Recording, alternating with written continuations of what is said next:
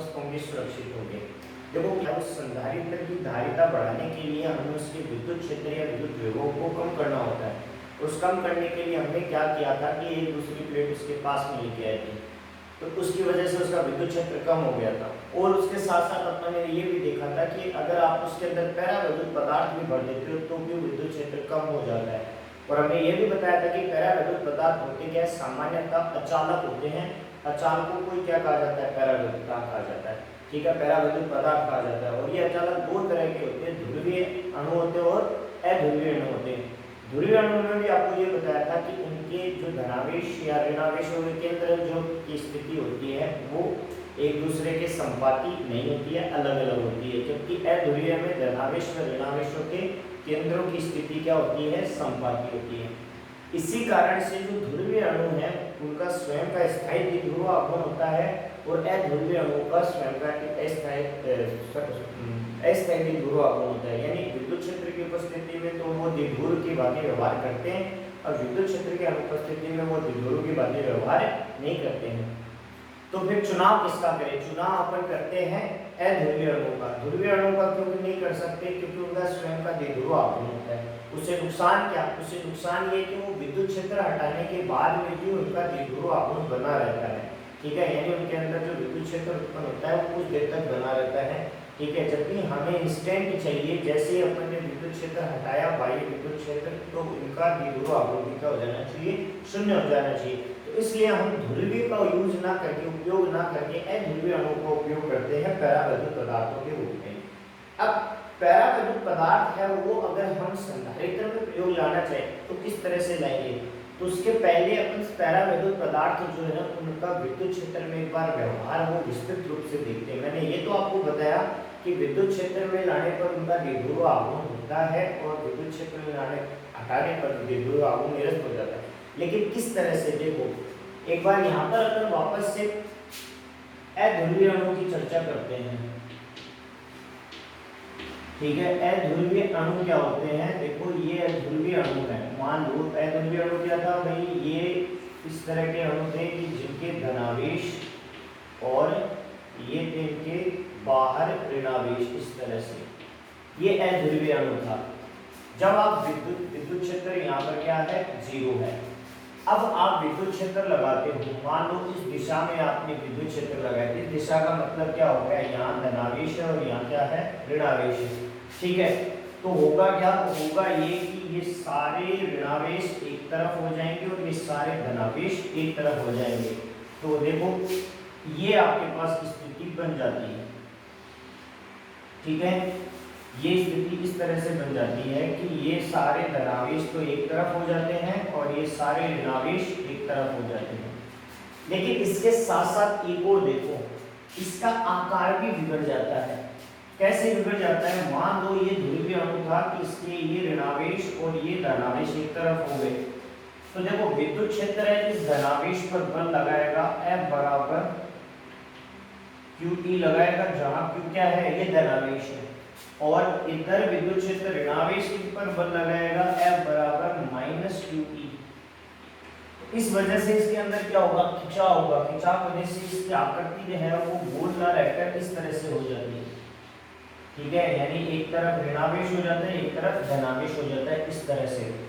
इसके साथ साथ आप देख सकते हो कि सारे ऋणावेश एक तरफ हो गए, सारे धनावेश एक तरफ हो गए और लगभग समान हो जाते हैं। तो ये इसकी तरह व्यवहार करने लगता है, द्विध्रुव की भांति व्यवहार करने लगता है। और द्विध्रुव की भांति व्यवहार करता है तो आप कह सकते हो कि इसका द्विध्रुव आघूर्ण होगा, P इसमें स्टार्ट हो जाएगा, विद्युत द्विध्रुव आघूर्ण, ठीक है। तो ये तो एक मॉलिक्यूल की हुई कि हम जैसे विद्युत क्षेत्र की अनुपस्थिति में ये इस तरह से है, लेकिन जैसे विद्युत क्षेत्र लगाते हो सारे ऋणावेश एक तरफ, सारे धनावेश एक तरफ हो जाते हैं। और उसके साथ साथ देखिए तो ये जो एटम आपने लिया, ये मॉलिक्यूल लिया, इसके अंदर खिंचाव होता है इस तरह से, क्योंकि एक बल इधर लग रहा है और एक बल इधर लग रहा है, तो ये स्ट्रेस करते हैं, इसको स्ट्रेस करते हैं तो कुछ इस तरह की आ जाती है। तो ये एक अणु की बात हुई। अगर मैं एक और अणु ले आता हूँ, यहाँ पर एक की जगह 2 ले आते हैं अपन, तो भी ये स्थिति आएगी। ये विद्युत क्षेत्र है, ये ऋणावेश इधर इस दिशा में जाने की कोशिश करेगा, धनावेश इस दिशा में। एक अणु और ले आता हूँ यहाँ पर, तो भी वही स्थिति वर्णनीय रहेगी, तो इस तरह से अपन बहुत सारे अणु ले आते हैं, तो अपन देखते हैं कि ये इधर जाने का प्रयास करेंगे, धनावेश सारे के सारे किधर जाने का प्रयास करेंगे, इस दिशा में, ठीक है, और ऋणावेश सारे किधर जाने का प्रयास करेंगे, इस दिशा में। तो ये विद्युत क्षेत्र लगाने पर अध्रुवीय अणु का इस तरह का व्यवहार होता है, ठीक है। अब मान लो ये अपन अध्रुवीय, ये खूब सारे अणु हैं, ये अणु उठाकर हम कहाँ रखते हैं, एक संधारित्र की प्लेट में रख देते हैं या विद्युत क्षेत्र में रख देते हैं, ठीक है। तो विद्युत क्षेत्र अपन कैसे उत्पन्न करें, इस तरह का विद्युत क्षेत्र उत्पन्न कैसे करें कि इनका व्यवहार अपन समझ सकें। तो इसके लिए हमारे पास बहुत अच्छी युक्ति है कि एक समान विद्युत क्षेत्र अपन कैसे उत्पन्न कर सकते हैं। तो इसके लिए युक्ति ये है, ये दो चालक प्लेट ले ली, एक के पास कैसा है, धनावेश है, और दूसरे के पास कैसा है, ऋणावेश है। तो अगर मैं ऐसी युक्ति लगा देता हूं तो इससे आपने वही बात आप परिचित हो कि ये यहाँ इन दोनों युक्तियों में क्या होगा, एक विद्युत क्षेत्र उत्पन्न होगा, ठीक है। भाई ये उत्पन्न कैसे होगा, क्योंकि आप बाहर से इसको क्या दे रहे हो, आवेश दे रहे हो, इस प्लेट को दे रहे हो, और ये अपन पढ़ चुके हैं कि प्रेरण के कारण यहाँ पर भी क्या आ जाता है, आवेश आ जाता है, ठीक है। तो देखो इस विद्युत क्षेत्र को अपन क्या कह सकते हैं, बाह्य विद्युत क्षेत्र कह सकते हैं। इस विद्युत क्षेत्र का नाम क्या दे सकता हूं मैं, बाह्य विद्युत क्षेत्र दे सकता हूं। आप देखो कि ये समरूप विद्युत क्षेत्र उत्पन्न हो गया E, ठीक है, और इस तरह से इसकी ये दिशा होगी, ठीक है, ये इसकी दिशा आ जाती है। यहाँ तक की बात समझ में आ जाती है आपको, ठीक है। तो मैं इसको नाम दे देता हूँ E एक्सटर्नल। एक्सटर्नल का मतलब क्या हो गया, बाह्य विद्युत क्षेत्र।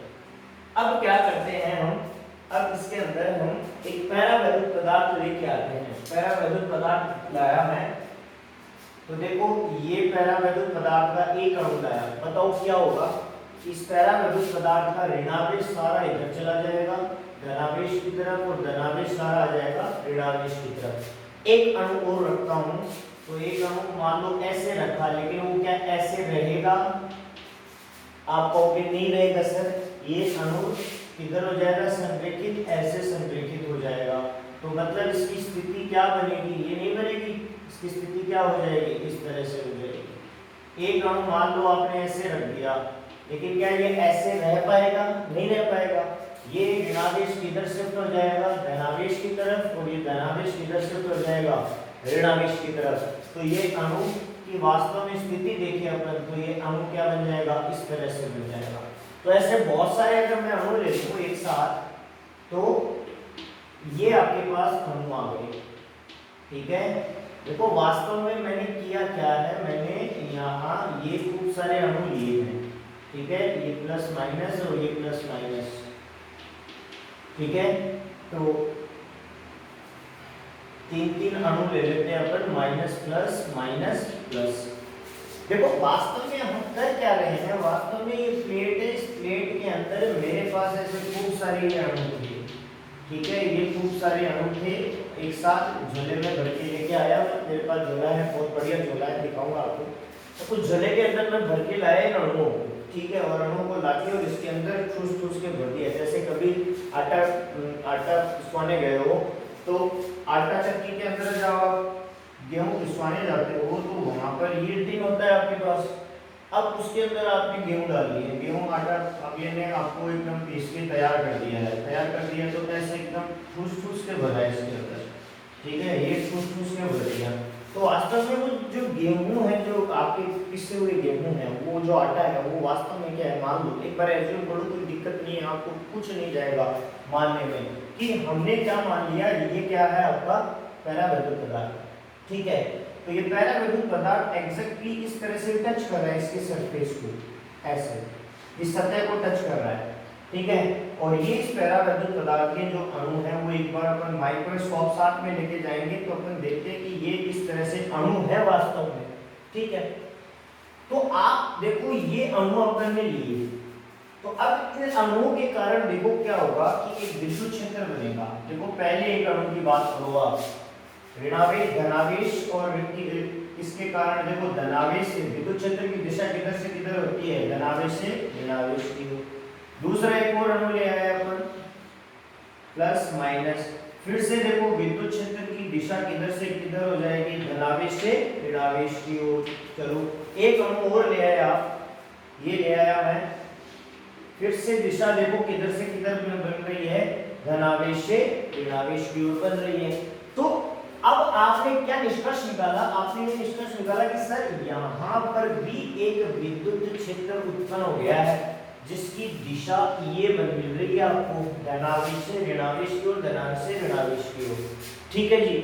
तो आप कह सकते हैं कि ये तो हमने बाह्य विद्युत क्षेत्र लगाया था, वो ये दिशा में था, और जैसे ही आप पैरा विद्युत पदार्थ भर देते हो तो पैरा विद्युत पदार्थ भरते ही क्या होगा, पैरा विद्युत पदार्थ भरते ही एक विपरीत दिशा में विद्युत क्षेत्र और बन जाएगा। क्या बन जाएगा, जिसे आप बोल सकते हो ई एम, एम का मतलब हो गया मीडियम। ठीक है, देखो जब तक पैरा विद्युत पदार्थ नहीं भरा था हमने, तो पैरा विद्युत पदार्थ आपने नहीं भरा था, ध्यान से सुनना, बड़ी काम की बात है कि आपने पैरा विद्युत पदार्थ भरा नहीं है।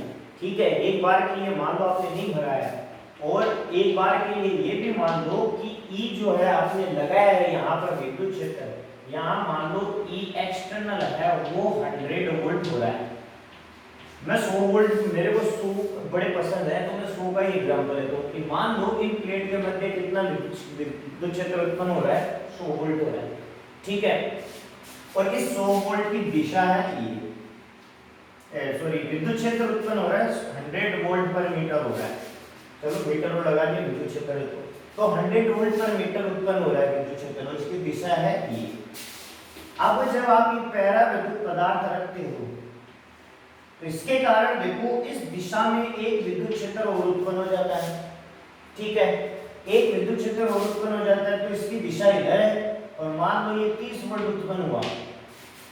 ठीक है, तो देखो पहले जब ये पैरा विद्युत पदार्थ नहीं भरा था तब आपके पास जो कुल विभव, कुल विद्युत क्षेत्र आया था, ई नेट आया था, कुल विद्युत क्षेत्र कितना आया था, 100 वोल्ट आया था।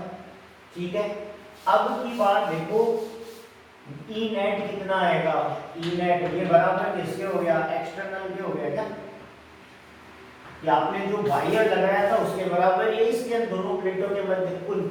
अब इस नेट कितना आएगा कि एक तो एक्सटर्नल है, बाह्य है। अब देखो एक क्या हो गया, इस पैरा विद्युत पदार्थ का भी तो है, तो ये देखो दिशा देखो इसकी इसके विपरीत है, तो ये माइनस क्या हो जाएगा, ये जो मीडियम बना रहा है ये विद्युत क्षेत्र हो जाएगा। तो ई नेट कितना हुआ अपने पास, ई नेट बराबर हुआ ई एक्सटर्नल, तो ई एक्सटर्नल मान लो कितना है अपने पास, 100 वोल्ट है, 100 वोल्ट पर मीटर है, और ये कितना बना रहा है, ये कितना बना रहा है, 30 बना रहा है, तो ये कितना हो गया, 70 वोल्ट हो गया। समझ गए। अब देखो जब ये आपने नहीं लगाया था, ये था ही नहीं, ये बीच में कुछ भी नहीं था, वायु थी, और ये 100 वोल्ट पर मीटर था। इस स्थिति में याद करो पिछले वीडियो को कि यहाँ आवेश का क्या होने लगेगा, लीकेज होने लगेगा, लीकेज होने लगेगा। हम चाहते हैं, क्या चाहते हैं, हम चाहते हैं कि ये विभव और कम हो जाए। देखो एक प्लेट लाने से तो कम हो ही गया, हम चाहते हैं और भी कम हो जाए, इससे भी कम हो जाए, इससे कम हो जाए तो हम क्या करेंगे, हम चाहते हैं कि ये 100 वोल्ट से और कम हो जाए। कम हो जाए तो आपने जैसे ही पैरा विद्युत पदार्थ भरा, अब ये 100 से कितना हो गया, 70 हो गया। हम क्यों चाहते हैं विद्युत क्षेत्र कम करना, क्योंकि विद्युत क्षेत्र या विद्युत विभव कम करना, क्योंकि C बराबर क्या होता है, C बराबर होता है Q अपॉन V, और V बराबर क्या होता है, Q अपॉन EDR। तो देखो या तो विद्युत क्षेत्र या विद्युत विभव कम करोगे आप तो क्या खत्म बढ़ जाएगी, धारिता बढ़ जाएगी। तो हमारा अल्टीमेट एम क्या है, हमारा मोटो क्या, उद्देश्य क्या है कि हम तो किसको बढ़ाना चाहते हैं, धारिता को बढ़ाना चाहते हैं।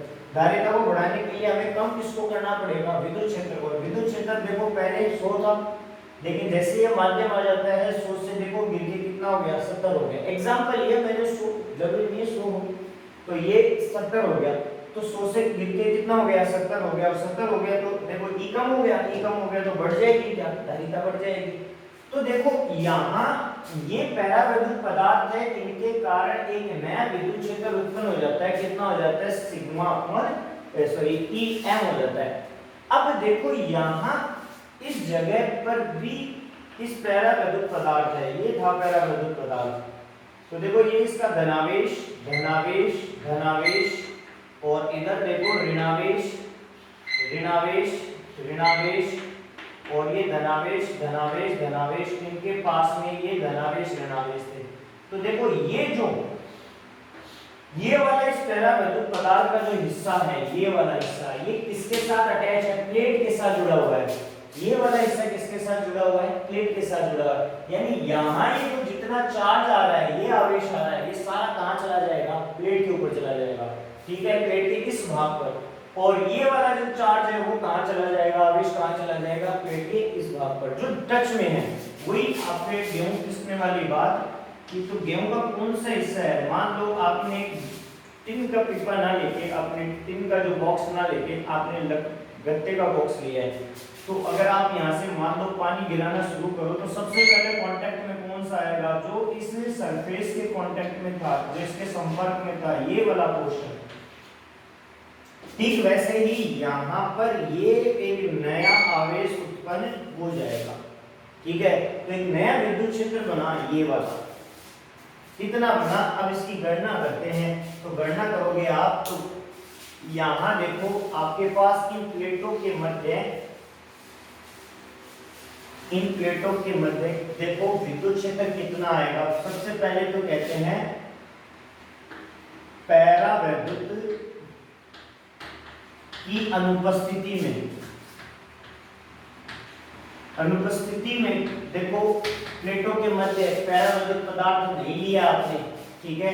ये धनावेशित प्लेट है और ये ऋणावेशित प्लेट है और ये ई बाह्य है। तो इनके मध्य ई कितना बनेगा? ई नेट कितना बनेगा? तो ई नेट बराबर कितना आ जाएगा? ई नेट बराबर आ जाएगा ई बाह्य के बराबर आ जाएगा, जो परावैद्युत पदार्थ आपने नहीं भरा है। अब जैसे ही आप परावैद्युत पदार्थ की भरते हो तो देखो प्लस से माइनस, प्लस से माइनस, प्लस से माइनस, ठीक है। तो विद्युत क्षेत्र किधर हो गया? प्लस से माइनस हो गया। यानी एक विपरीत दिशा में प्लेटों के मध्य एक तो ये काम करने लगेगा, किसकी वजह से? इस परावैद्युत पदार्थ की वजह से। और एक बाह्य लगाई रखा है आपने, ई एक्सटर्नल। तो अब बताइए कुल विद्युत क्षेत्र कितना बनेगा? ई नेट कितना बनेगा? ई नेट बनेगा आपके पास कितना बनेगा भाई? देखो ई एक्सटर्नल, एक्सटर्नल का मतलब क्या हो गया? बाह्य विद्युत क्षेत्र। और जो इस परावैद्युत पदार्थ के कारण बन रहा है उसकी दिशा देखो किधर बन रही है? विपरीत बन रही है। तो माइनस क्या आ जाएगा? ई एम आ जाएगा, ठीक है। अब देखो ई नेट कितना आता है आपके पास? ई नेट बराबर आता है ई एक्सटर्नल। देखो ई एक्सटर्नल कितना आया था अपने पास? वापस से कहानी वही दोहरानी है, सिग्मा अपॉन एप्सिलॉन नॉट। तो ये आ जाता है सिग्मा अपॉन एप्सिलॉन नॉट, ठीक है। माइनस क्या आ जाएगा? देखो ये जो विद्युत क्षेत्र उत्पन्न हुआ है ये ना तो आपने लगाया है ना कभी लगाने का प्रयास करना, ठीक है। तो ये उत्पन्न कैसे हुआ? ये आपने इसको प्रेरित किया कि भाई आप उत्पन्न हो, ठीक है। कि आपने इन जो झोले में से आपने ध्रुवीय अणु निकाल के रखे थे, वो ध्रुवीय अणु ध्रुवित हो गए। किसकी दिशा में?